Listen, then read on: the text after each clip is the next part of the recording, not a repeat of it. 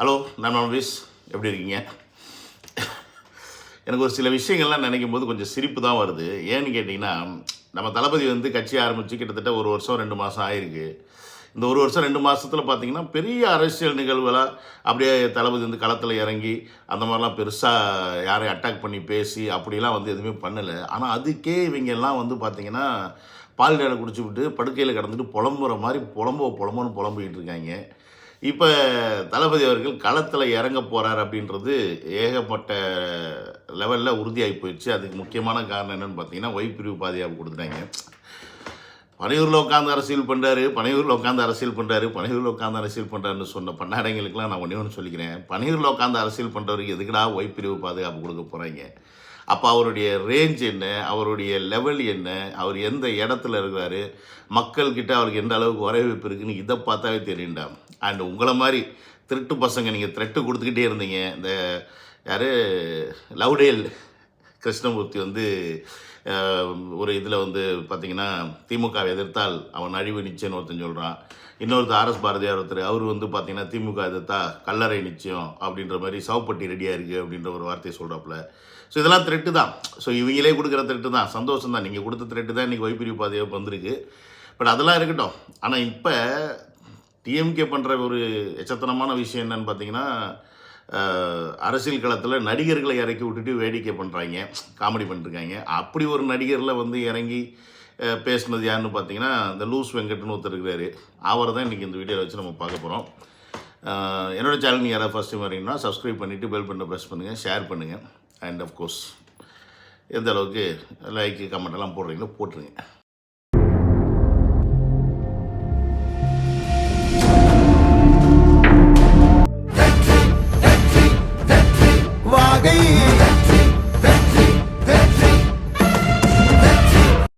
நடப்பது மன்னராட்சி தான் என்று நான் அழைத்து சொல்கிறேன். ஜோசப் விஜய் அவர்களே, ஜீரோ பொலிட்டிஷியன். அதை நீங்கள் புரிந்து கொள்ள வேண்டும். Zero politician. இங்க நிக்கிறவன் பூரா இல்லைங்க ஐயா. அங்க யார் நிக்கிறான்? ஐயா உங்க மூஞ்சிய பக்கம் வருவானுங்க ஐயா. நீங்கள் நடிகர் ஜோசப் விஜய் அவர்களே, நீங்கள் நடிகராக இருக்கும்போது இந்த கூட்டம் கூடும். உங்களை எம்ஜிஆர் என்று ஒப்பிட்டுக் கொள்ளாதீர்கள். அதற்கு எடுத்துக்காட்டை நானே பேசியிருக்கிறேன். அண்ணன் சிரஞ்சீவி அவர்களுக்கு நிகழ்ந்த அதே கொடுமை உங்களுக்கு நடக்கும். Welcome to Vijay stock and welcome to another video. அதாவது ஜோசப் விஜய் அவர்களே, ஜோசப் விஜய் தான்டா. என்னைக்கு அதை மறைச்சாரு? ஏடா திருந்த மாட்டிங்களா? அவர் என்னைக்கு மறைச்சாரு? எங்கள் லூஸ் வெங்கிட்டு அவர் வந்து ஜோசப் விஜய்னு நீ வந்து பதிவு பண்ணிட்டார் எப்போயோ. அதனால் இங்கே வந்து அதை பற்றிலாம் யாரும் கவலைப்படலை. நீங்கள் அங்கே பிஜேபிக்காரங்க வந்து மதத்தை வச்சு பண்ணுறாங்க அப்படின்ற பேரில் நீங்கள் இங்கே மதத்தை வச்சு பண்ணுறீங்க. திராவிட கழகம்ன்ற சொல்கிறது அதோட மெயின் கோட்பாடே வந்து ஜாதி மதம் பேதமின்றி ஏற்றத்தாழ்வு மக்கள் நடுவில் வந்து இந்த அதெல்லாம் கிடையாது, எல்லாரும் சமம்ன்ற போர்வையில் வந்துட்டு இன்றைக்கி ஜோசப் விஜய்ன்னு நீ வந்து அழுத்தம் திருத்தம் சொன்னால் என்ன? அவர் கிறிஸ்டின்னு சொல்லி ரிஜிஸ்டர் பண்ண பார்க்குறியா?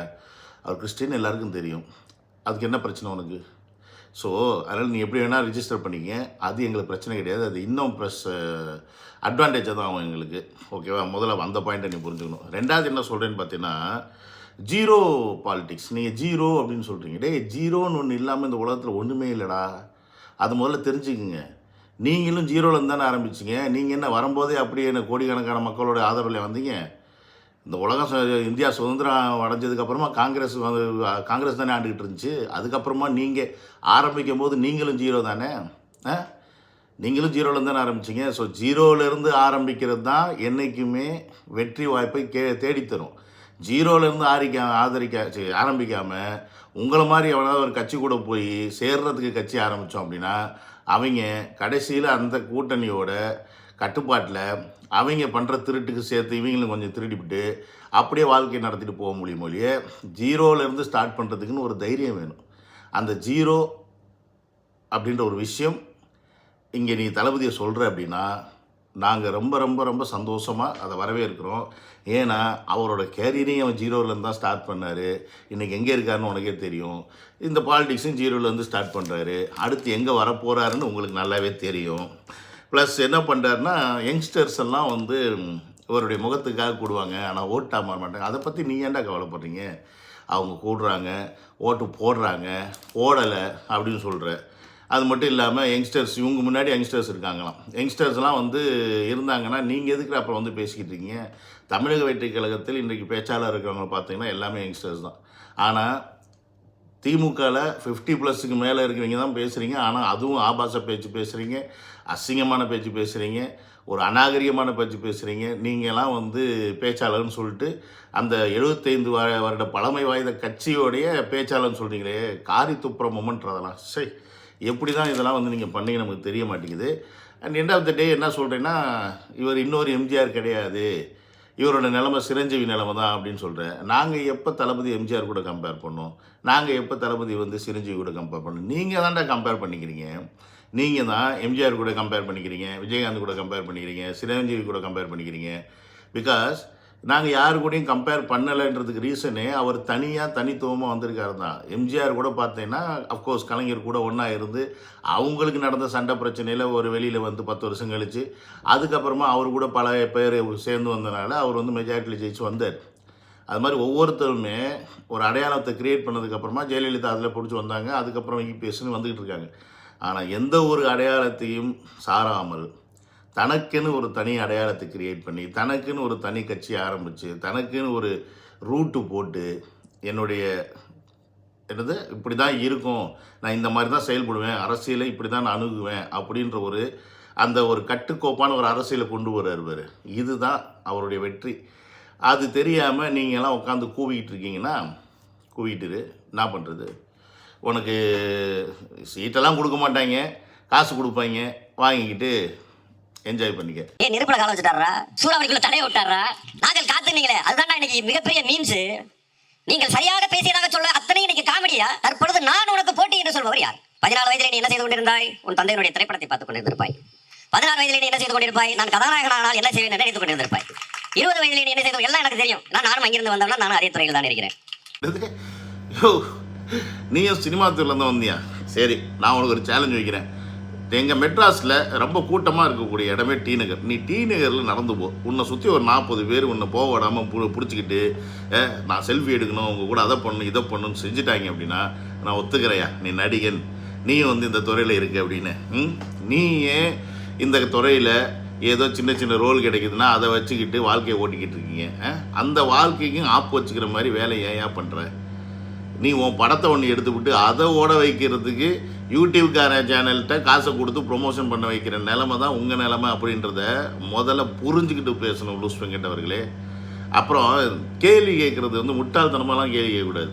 14 வயசில் என்ன, 16 வயசில் என்ன பண்ணேன், 20 வயசில் என்ன பண்ணேன், எல்லாம் என்ன பண்ணுவாங்களோ அதான் பண்ணுவாங்க. உதயநிதி என்ன பண்ணாரோ அதே தான் அன்றைக்கி அவர் விஜய் ஒன்று பண்ணியிருப்பார். இன்றைக்கி யாரெல்லாம் அந்த வயசில் இருக்காங்களோ அதெல்லாம் அவங்கெல்லாம் என்ன பண்ணுமோ அதுதான் ஏன் பண்ணிட்டு இருந்திருப்பாங்க. இது என்ன ஒரு கேள்வி? சரி, உதயநிதி வந்து அப்படியே 14 வயசுலேருந்து அரசியலுக்குள்ளே இறங்கி அதுக்கப்புறமா வந்து இன்றைக்கி அவருக்கு இந்த பதவி கொடுத்து உட்கார வச்சிருக்கீங்களா? ஏன்னா அவரே அவங்க அப்பா கிட்ட போய் என் முகத்தை யாருக்குமே தெரில அப்படின்னு சொல்லிட்டு ஒரு ஹோட்டலுக்கு போகும்போது அவர் யாருமே மதிக்கலை அப்படின்னு சொல்லிட்டு போய் புலம்புன ஒரு காரணத்தினால, ஐயோ நம்ம பையனை யாருக்கும் தெரியாமல் போச்சு, எப்படி நாளை பண்ண அரசியலுக்குள்ளே இறக்குறது அப்படின்னு அப்போ முடிவு எடுத்து ஹீரோவாக இறக்கி விட்டது தான். சரி, அப்படியே ஹீரோவை இறக்குனாலும் கொஞ்சமாவது நடிப்பு இடுப்பு டான்ஸு ஏதாவது ஒன்று வரணுமே, எதுவுமே இல்லையே. அப்போ எப்படி படத்தை ஒப்பேற்றுறது, எப்படி இந்த மூஞ்சியை கொண்டு போய் சேர்க்க வைக்கிறது அப்படின்ற ஒரு காரணத்துக்காக சந்தானன்ற ஒருத்தர் வெளில ஒரு காமெடியாக சேர்த்து அவரோட தயவில் இவர் வந்து ஒரு 4-5 படம் வரைக்கும் நடித்து இன்றைக்கி எல்லோரும் மூஞ்சிலையும் போய் ரிஜிஸ்டர் ஆகி அப்பா இவர் தான்ப்பா ஸ்டாலின் மையன், இவர் தான்ப்பா உதயநிதி அப்படின்ற அந்த பேரை எடுக்கிறதுக்கு உள்ளே தேவைப்பட்டது சினிமா துறை. அப்போ இங்கே விஜயவர்கள் சினிமா துறையிலேருந்து வர்றான்றதுக்காக நீ என்ன பண்ண, நீ அந்த வயசில் என்ன பண்ணேன்னு கேட்குறது வந்து என்னை பொறுத்த வரைக்கும் மிக மிக முட்டாள்தனமான தற்குறித்தனமான ஒரு கேள்வி. ஸோ இந்த கேள்வி தான் நீங்கள் கேட்பீங்க. ஏன்னா திமுக காரங்களாம் அப்படி தான் இருப்பீங்க. உங்களுக்கு மூளைன்றது கொஞ்சம் கம்மி தான், அது நமக்கு தெரியும். பட் இருந்தாலும் உங்களே போல ஆட்களை கூட எங்கள் அப்பா அம்மா தாத்தா பாட்டி எல்லாம் தேர்ந்தெடுத்து உட்கார வச்சுருக்காங்கன்னு நினைக்கும் போது தான் எனக்கு வந்து உண்மையாலுமே அசிங்கமாக தான் இருக்குது. உண்மையாக தமிழன்னு சொல்லிக்கிறதுல எனக்கு அசிங்கமாக தான் இருக்குது. ஏன்னா இப்படி தற்கொலை கூட்டத்தை கொண்டு போய் எப்படி அரசியல் அமைப்பில் உட்கார வச்சிங்க அப்படின்றது தான். இதுக்கெல்லாம் காரணம் என்ன பண்ணுறது பார்ப்போம். ஒரு 50 வயதில் வந்து எனக்கு போட்டி திமுக என்கிறாயே, அது எந்த வகையில் அர்த்தமுள்ள வார்த்தை? நான் மீண்டும் சொல்கிறேன், இந்த வார்த்தையை சொல்கிறேன், எல்லோரும் எழுந்து கைதட்டுவார்கள் பாருங்கள். முத்துவேல் கருணாநிதி ஸ்டாலின் எனும் நான் என்று சொல்ற பொழுது ஒட்டுமொத்த தமிழகமும் கண்ணீர் நல்கி பார்த்துக் கொண்டிருந்தது. காரணம், அனைவரும் விரும்பினர், இவர் வர வேண்டும் என்று விரும்பினர். எனக்கு இந்த ஸ்பீச்சை கேட்டோடு எனக்கு கண்ணீரே வருதுங்க, எனக்கு அழுகையாக வருதுங்க. நமக்கு எவ்வளோ கஷ்டப்பட்டு ஆமாம் ஸ்டாலின் அவர்களை ஜெயிக்க வச்சோம். அட அறிவு கெட்ட முட்டா பசங்களா, ஐயாவும் இல்லை அம்மாவும் இல்லை, இவர் மட்டும்தான் இருந்தார். அந்த பக்கம் இருந்தவங்க ஒன்றா இருந்தால் கூட பரவாயில்ல, அவங்க அடிச்சுக்கிட்டு போயிட்டாங்க. இபிஎஸ் ஓபிஎஸ் தினகரன் இதெல்லாம் பிச்சுக்கிட்டு போனது. இந்த பக்கம் பெருசாக யாரும் கிடையாது போட்டிக்கு. இந்த பக்கம் இவர் மட்டும்தான் இருக்கார். அப்படின்னும் போது மக்களுக்கு வேறு ஆப்ஷன் இல்லாமல் கொண்டு போயிட்டு அங்கே ஓட்ட போட்டாங்க. உடனே இவர்கள் தான் நாங்கள் தான் பார்த்தீங்களா அப்படின்றீங்க. அப்புறம் ஏன் நீங்கள் தானே இந்த மாதிரி பெரிய பெரிய கட்சிகளையே நீங்கள் எதிர்த்து வந்த நீங்கள் இன்றைக்கி ஏன்டா டிவிக்கே பற்றி மேடைக்கு மேடை பேசிக்கிட்டு இருக்கீங்க? வெக்கமாக இல்லை உங்களுக்கு? சத்தியமாக சொல்கிறேன், வெக்கமாக இல்லை? எல்லாம் டிவிக்கே. விஜய்க்கு என்ன தெரியும்? விஜய்க்கு அரசியல் தெரியுமா? அதை விட முத்துவேல் கருணாநிதி ஸ்டாலின் அவர் ஒரு வாட்டி தான் சொன்னார். இந்த சாக்கை வச்சுக்கிட்டு ஆனால் நீங்கள் எல்லாம் அவர் பேரை மேடைக்கு மேடை சொல்லி ஜாலியாக இருந்துக்கிறீங்க. இது வந்து இதாண்டா சான்ஸ் கிடச்சிச்சு. நம்ம எப்படியும் இவங்களை கருணாநிதினு சொல்ல முடியாது, ஸ்டாலின்னு சொல்ல முடியாது, எல்லாம் நமக்கு முதலமைச்சராக போயிட்டாங்க, அது மட்டும் இல்லாமல் நம்ம கட்சி தலைவராக போயிட்டாங்க, பேரை சொல்லக்கூடாதுலாம் ஆகப்பட்ட ஏகப்பட்ட கண்டிஷன்ஸ் வந்துருக்கும். இந்த ஒரு சாக்கை வச்சு நல்லா வச்சு அடி நடிச்சிடும்னு சொல்லிட்டு ஆளுக்கு முத்துவேல் கருணாநிதி ஸ்டாலின் ரிஜிஸ்டர் பண்ணிங்களா? பத்தியா, முத்துவேல் கருணாநிதி ஸ்டாலின் 75 வருட கால பாரம்பரிய கட்சியில் இருக்க அந்த பேரையே இன்னைக்கு ரிஜிஸ்டர் பண்ண வைக்கிற அளவுக்கு உங்களை கொண்டாந்து விட்டுட்டார் ஒரே வருஷத்தில். அப்படின்னா இன்னும் ஒரு வருஷத்தில் என்னெல்லாம் நடக்கும், என்னெல்லாம் நடக்க போகுது அப்படின்றத மட்டும் பாருங்கள். பிகாஸ் நீங்கள் நினைக்கிற மாதிரி அவர் வந்து சாதாரண ஒரு ஆள் கிடையாது. அவருடைய எண்ணம் வேற, திட்டம் வேற, செயல் வேற. அவர் என்ன பண்ணுறாரு ஏது பண்ணுறாருன்னே உங்களுக்கு புரியாமல் தான் நீங்கள் புலம்பிக்கிட்டீங்கன்னு நல்லா தெரியுது. ஏன்னா உங்களை மாதிரியே அவரும் எதிர்த்து பேசி கத்த ஆரம்பித்து அப்படி இப்படி அவனே இவனேன்னு எல்லாருக்கும் ரிப்ளை கொடுத்துக்கிட்டு இருந்தால் அவங்களுக்கு ஈஸியாக இருக்கும் அவர் அடிக்கிறதுக்கு. அவர் என்னடானா என்ன பண்ணுறான்னு யாருக்கும் தெரிய மாட்டேங்குது. சைலண்ட்டாக போகிறாரு, வர்றாரு, பணம் நடிக்கிறாரு. திடீர்னு பார்த்தா பிரிவு பாதுகாப்பு வந்து நின்ட்டாங்க. இனி அடுத்த திட்டம் என்ன பண்ண போகிறாங்கன்னு தெரியல. இதெல்லாம் உங்களுக்கு வயிற்றில் பீதியை கிளப்புது அப்படின்றது நமக்கு நல்லாவே புரியுது. ஸோ அந்த பீதி கிளக்கிறதோட பேதி போகிற நிலையில் நீங்கள் இருக்கீங்கன்னு நல்லாவே புரியுது, சத்தியமாக சொல்கிறேன். அதனால தான் திமுக இப்போ என்ன பண்ணுதுன்னா அடுத்தடுத்து இந்த சினிமா துறையில் உள்ள நபர்களை தளபதி அவருக்கு அகேன்ஸ்டாக பேச வச்சுக்கிட்டு இருக்கு. இன்றைக்கி இந்த லூஸ் வெங்கட் பேசுகிறாரு. அதுக்கப்புறமா நம்ம மிகப்பெரிய லெவலில் மதிக்கக்கூடிய முருங்கைக்காய் டைரக்டர் அவரெல்லாம் பேச வச்சுருக்கு. ஸோ இந்த மாதிரி பல பேரை பேச வச்சுக்கிட்டு இருக்காங்க. அடுத்தடுத்த நிகழ்வுகளை பார்ப்போம், யாரெல்லாம் என்னெல்லாம் பேசுகிறாங்க. நீங்கள் என்ன வேணால் பேசுங்க, நாங்கள் எங்களுடைய கருத்தையும் எங்களுடைய செயல் திட்டத்தையும் நோக்கி போய்கிட்டு இருக்கு. அது நீங்கள் பார்க்கலைனாலும் சரி, மக்கள் பார்த்துக்கிட்டு இருக்காங்க. மக்கள் அதை புரிஞ்சுக்கிட்டு 2026 உங்களுக்கு ஆப்பு கன்ஃபார்ம் அப்படின்றதையும் இந்த வீடியோ மூலமாக சொல்லிட்டு முடிச்சுக்கிறேன். See you on another video. Love you all. Take care. Bye.